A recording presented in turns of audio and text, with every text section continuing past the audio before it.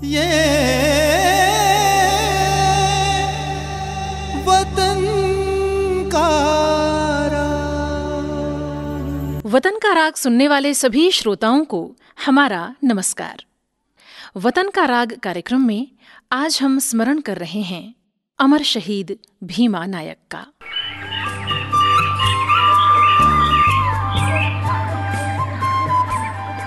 खेतों के आसमान के साथ हमने चाहा कि जंगल बचा रहे अपने कुल गोत्र के साथ। पृथ्वी को हम पृथ्वी की तरह ही देखें, पेड़ की जगह पेड़ ही देखें, नदी की जगह नदी, समुद्र की जगह समुद्र और पहाड़ की जगह पहाड़। ये मनोभाव उस जनजातीय समाज के थे जिसने जंगलों को ही अपना घर माना। इस प्रकृति के, धरती के निर्देश उसने हमेशा मन की आंखों से पढ़े। ये वो जनजातीय समाज है जिसने जाना और माना कि इस सृष्टि में जो कुछ है सब कुछ अर्थवान है, जिसने प्रकृति के अनुशासन और विधान को माना और हमेशा स्वतंत्र रहा। ये समाज शुरू से ही स्वतंत्रता प्रेमी रहा, न कभी किसी की स्वतंत्रता भंग की और न अपनी स्वतंत्रता में कभी किसी का हस्तक्षेप बर्दाश्त किया। मालवा और निमाड़ क्षेत्र के भील भी ऐसे ही स्वतंत्रता प्रेमी थे। यहाँ की भूमि अत्यंत उपजाऊ थी, इसलिए अंग्रेज इस पर खेतिहर जातियों को बसाना चाहते थे। भील लगातार अपने क्षेत्र पर बाहरी ताकतों के नियंत्रण के विरुद्ध लड़ाई लड़ते रहे। सन 1818 के बाद भील इलाका अंग्रेजों के अधीन हो चुका था। शुरू में अंग्रेजों ने भीलों के विद्रोह को सैनिक कार्यवाही करके रोकना चाहा, लेकिन ये प्रयास विफल रहा। इसके बाद अंग्रेज अधिकारियों ने भील नायकों को बुलाकर उनसे समझौता किया। उनकी मंशा ये थी कि इस तरह भीलों पर नियंत्रण हो जाएगा, लेकिन भीलों का ये समाज किसी राजा के अधीन रहने वाला सामंती समाज नहीं था। ये तो स्वतंत्र रहने वाला कबीलाई समाज था। इसलिए उन्होंने दूसरे नायकों के नेतृत्व में संगठित होकर संघर्ष जारी रखा। सन 1824 तक अंग्रेजों को लगने लगा था कि भीलों के प्रति एक नई नीति अपनाने की जरूरत है। अब अंग्रेजों ने बड़ी ही कुटिलता से खानदेश भील कोर का गठन किया ताकि भीलों को भीलों से लड़वाया जा सके। इस कोर में बड़ी संख्या में भील सैनिक शामिल किए गए, जिनका मुख्य काम था अन्य भीलों से लड़कर उन्हें काबू में रखना। अंग्रेजों की ये कुटिल नीति कुछ समय तक कारगर भी रही। यही कारण था कि इस अनुभव को देखते हुए मालवा और राजस्थान में भी भील कोर गठित किए गए। लेकिन ये शांति कुछ समय के लिए ही थी।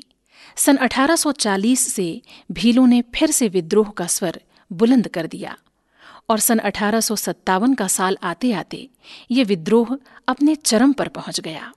अब भील कोर भी अंग्रेजों का साथ छोड़ने लगी। इसी दौर के महानायक थे भीमा नायक, जिन्होंने भीलों को संघर्ष के लिए संगठित किया और अंग्रेजी सत्ता की नींव हिलाकर रख दी।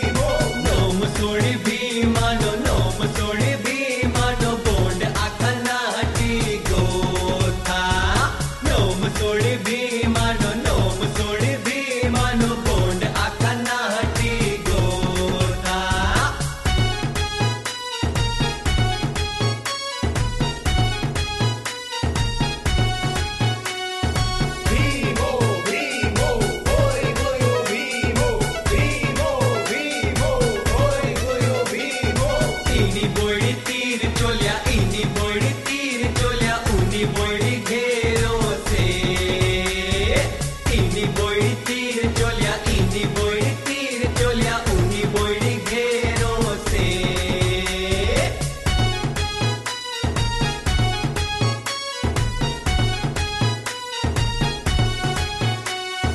भीमो भीमो ओय गोयो भीमो, भीमो भीमो ओय गोयो भीमो।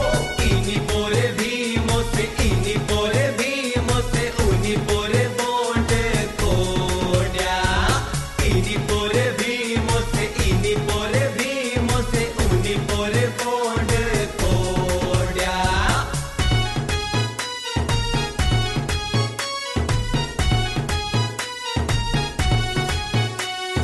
भीमो भीमो ओय गोयो भीमो, भीमो भीमो ओय गोयो भीमो। नोम सुनियो भीमानो, नोम सुनियो भीमानो, बोंड आखा कापीरूया। नोम सुनियो भीमानो, नोम सुनियो भीमानो, बोंड आखा कापीरूया।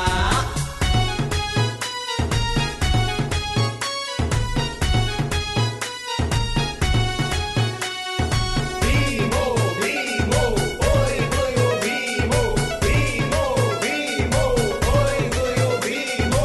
बोंड को भोगड़ो से, बोंड को भोगड़ो से, भीमा को ओगड़ो से।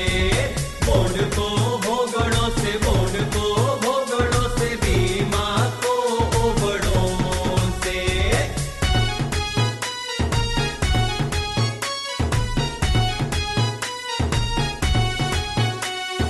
भीमो भीमो ओय गोयो भीमो, भीमो भीमो ओय गोयो भीमो। ओबिराते नोए रोसे, ओबिराते नोए रोसे, दुख सोरा कोटी जोसे। ओबिराते नोए रोसे, ओबिराते नोए रोसे, दुख सोरा कोटी जोसे। इनी पूरी कौन से भीमा भीमा, उनी पूरी कौन से भीमा भीमा। इनी पूरी कौन से भीमा भीमा, उनी पूरी कौन से भीमा भीमा। भीमा भीमा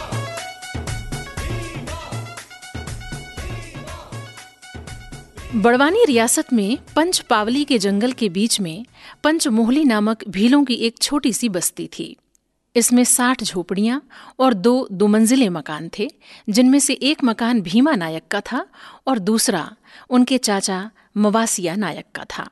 वैसे भीमा नायक मूल रूप से बड़वानी रियासत के मुंडन इलाके में ढाबा बावली के रहने वाले थे।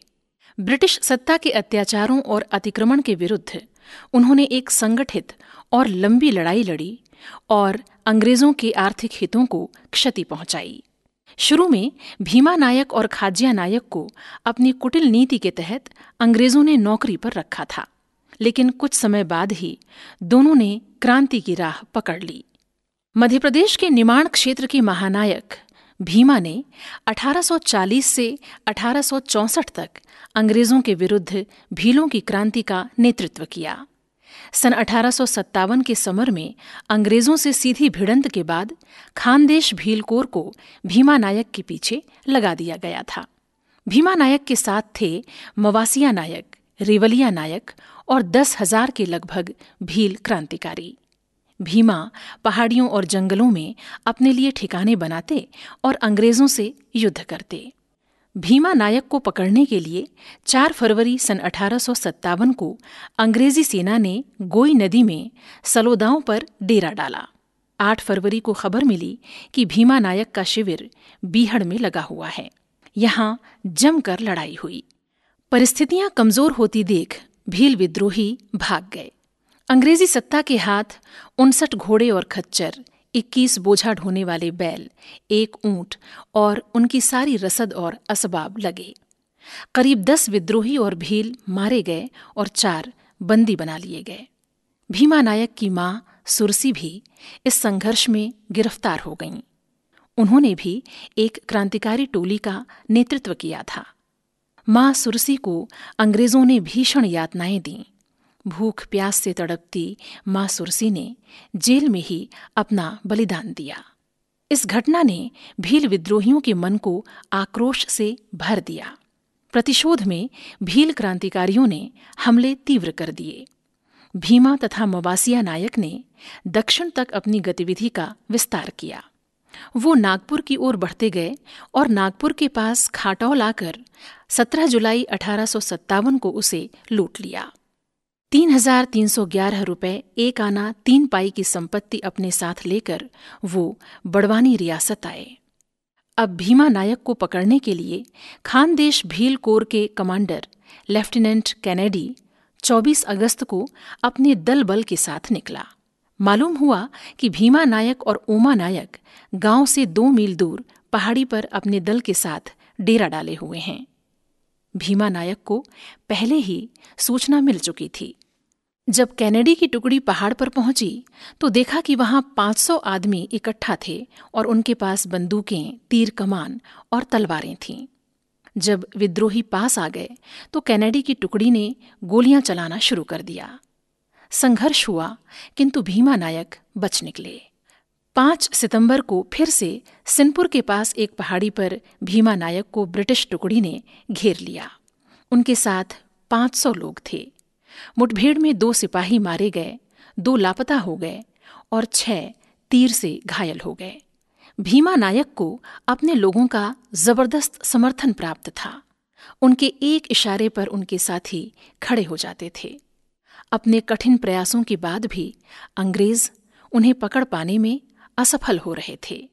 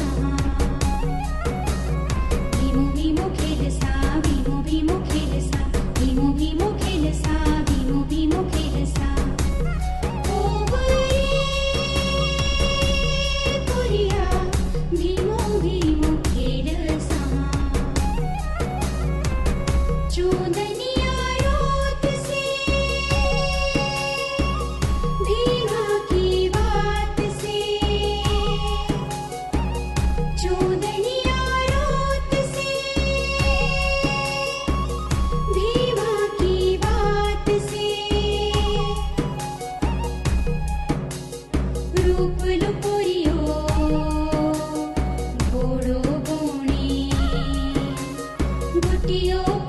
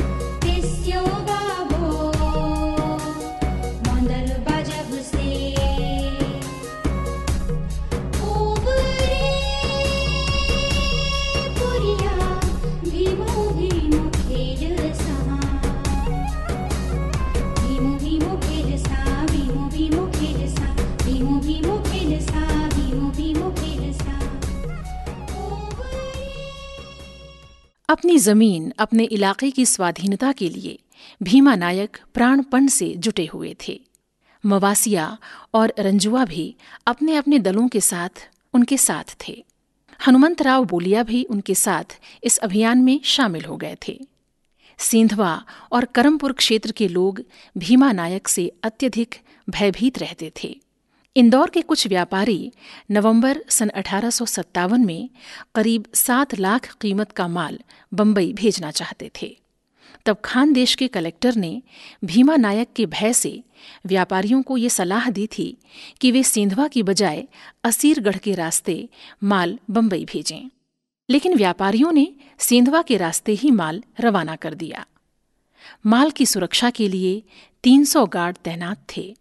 बावजूद इसके भीमा नायक के दल ने माल अपने कब्जे में लेकर गरीबों में बांट दिया। इस तरह भीमा नायक ब्रिटिश शासन के लिए लगातार चुनौती बने हुए थे। अप्रैल सन 1858 में भीमा नायक और खाजिया नायक को पकड़ने के प्रयास और तेज हुए। मेजर इवांस और लेमिंगटन ने निवाली, परसूल, अम्बा पावनी, ढाबा बावली जहां जहां खबर मिली उनका पीछा किया। विद्रोही अपना ठिकाना बदलते रहे। इस बीच खबर मिली कि खाजिया नायक अम्बा पावनी में है, जो भीमा नायक और मवासिया नायक के ठहरने का स्थान है, लेकिन उनका कोई पता नहीं मिल सका। 10 अप्रैल सन 1858 को मेजर इवांस ढाबा बावली के लिए रवाना हुआ। बड़वानी पहुंचकर उसने कैप्टन सीले को ढाबा बावली रवाना होने का आदेश दिया। भीमा और खाजिया नायक अपने 3000 साथियों के साथ पहाड़ के ऊपर विचरण कर रहे थे। मेजर इवांस अब अम्बा पावनी की तरफ बढ़ा। ये ब्रिटिश सत्ता का एक बड़ा अभियान था। इसमें 2 तोपखाने, घुड़सवार सेना, 19वीं देसी पलटन और भील कोर के सिपाही और अन्य 3000 लोग शामिल थे। 2 अन्य सैनिक टुकड़ियां पहले ही अम्बा पावनी पहुंच चुकी थीं। यहां दोनों दलों के बीच जमकर संघर्ष हुआ। तोपों के कारण शाम होते होते विद्रोही बिखरने लगे। इस लड़ाई में 150 विद्रोही मारे गए और 62 को बंदी बना लिया गया और इनमें से 57 को गोली से उड़ा दिया गया। विद्रोहियों की स्त्रियों और उनके बच्चों को भी पकड़ लिया गया, जिनकी संख्या लगभग 200 थी। इसके बाद ब्रिटिश फौज ढाबा बावली लौट आई।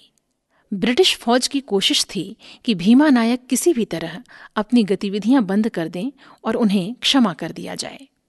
सन 1858 के प्रारंभ में भीमा नायक ने कर्नल स्टाकली के सामने समर्पण किया भी था, लेकिन वो फिर से फरार हो गए। मई 1858 में भी वो मेजर कीटिंग के सामने हाजिर हुए थे, लेकिन जनजातीय अस्मिता उन्हें पुकार उठती और वो चल पड़ते क्रांति पथ पर एक वीर की तरह। तात्या टोपे जब निमाड़ होकर निकल रहे थे, तब भीमा नायक ने ही उन्हें लाव लश्कर सहित नर्मदा पार करवाई, क्योंकि वो अपने क्षेत्र के हर हिस्से से बखूबी परिचित थे। भीमा नायक की विद्रोही गतिविधियां सन 1864 तक जारी रहीं। इस बीच उन्हें आत्मसमर्पण करने के 3 मौके दिए गए, लेकिन उन्होंने समर्पण नहीं किया। बड़वानी रियासत की पुलिस और मालवा भीर कोर की टुकड़ियां उन्हें पकड़ने में लगी रहीं, लेकिन वो लगातार असफल होती रहीं। सरकार ने अब उनके रिश्तेदारों को बंदी बना लिया और उन पर कड़ी नजर रखी जाने लगी। सैनिक टुकड़ियां पहाड़ों, जंगलों में लगातार भीमा को ढूंढते हुए भटकती रहीं। सन 1866-67 तक ये अभियान चलता रहा। 2 अप्रैल सन 1867 को खोजी पुलिस को बालकुआ से 3 मील दूर एक स्थान पर एक आदमी का सुराग मिला। किसी मुखबिर ने ये सूचना उन तक पहुंचा दी थी। पुलिस आगे बढ़ी तो आगे एक झोपड़ी दिखाई दी जो खाली थी। आगे नीचे की ओर एक और झोपड़ी थी जिसमें भीमा नायक सो रहे थे। 4 सिपाहियों ने उन्हें सोती हुई अवस्था में ही दबोच लिया, लेकिन भीमा नायक छूटकर भागे। दौड़ते हुए उनका पैर एक पत्थर से टकरा गया, वो गिर पड़े और पुलिस ने उन्हें बंदी बना लिया।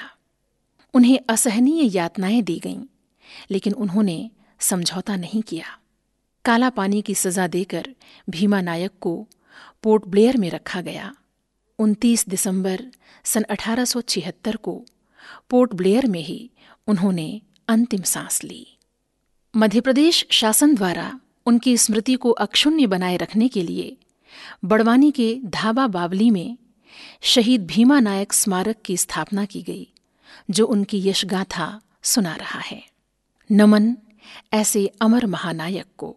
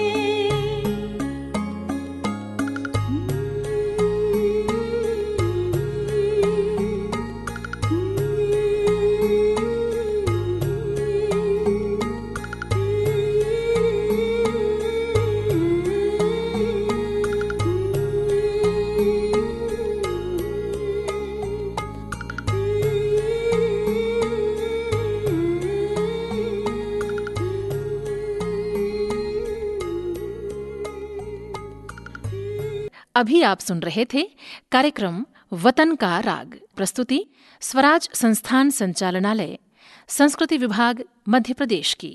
ये वतन का